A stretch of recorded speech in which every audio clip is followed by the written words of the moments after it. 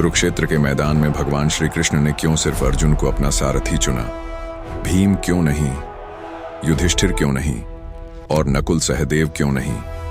इस प्रश्न का उत्तर आपको जीवन की सबसे बड़ी सीख देगा।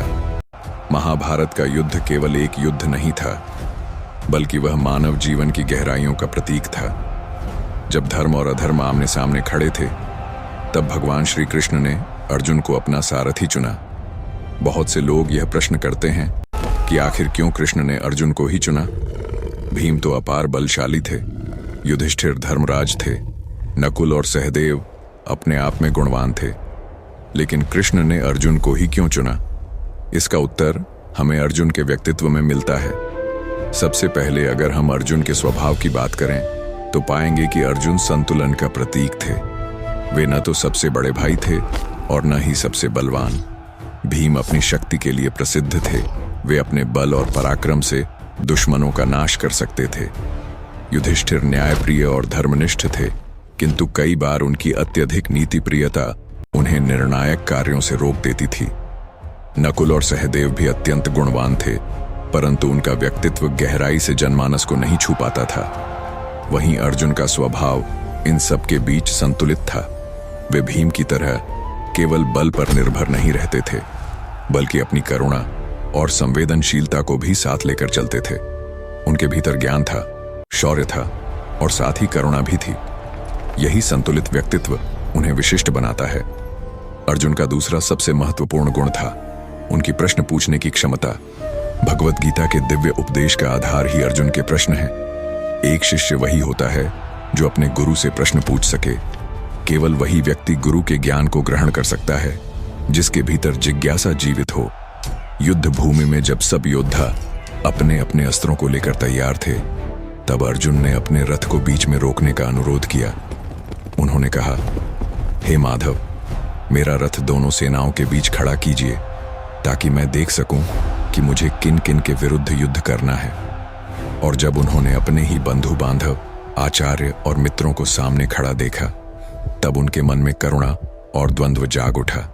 उन्होंने प्रश्न किया, क्या अपने ही बंधुओं को मारना उचित है? क्या इस युद्ध का कोई अर्थ है?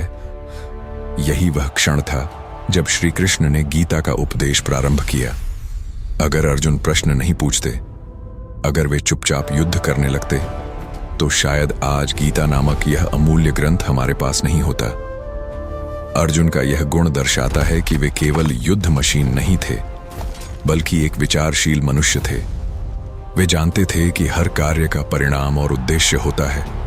बिना उद्देश्य के युद्ध केवल विनाश है, लेकिन जब उद्देश्य धर्म की रक्षा हो, तब वही युद्ध एक महान कर्म बन जाता है। अर्जुन ने अपने मन में उठते हुए संशयों को दबाया नहीं, बल्कि खुले रूप से श्री कृष्ण के सामने रखा। यही उनकी सबसे बड़ी विशेषता थी।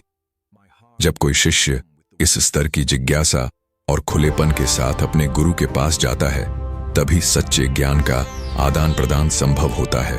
श्री कृष्ण भीम को चुन सकते थे, लेकिन भीम का स्वभाव अधिकतर बल और क्रोध पर आधारित था।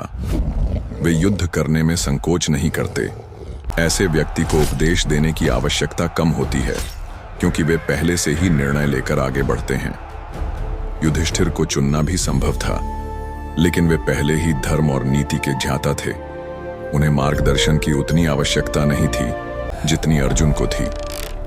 अर्जुन का मन द्वंद्व में था।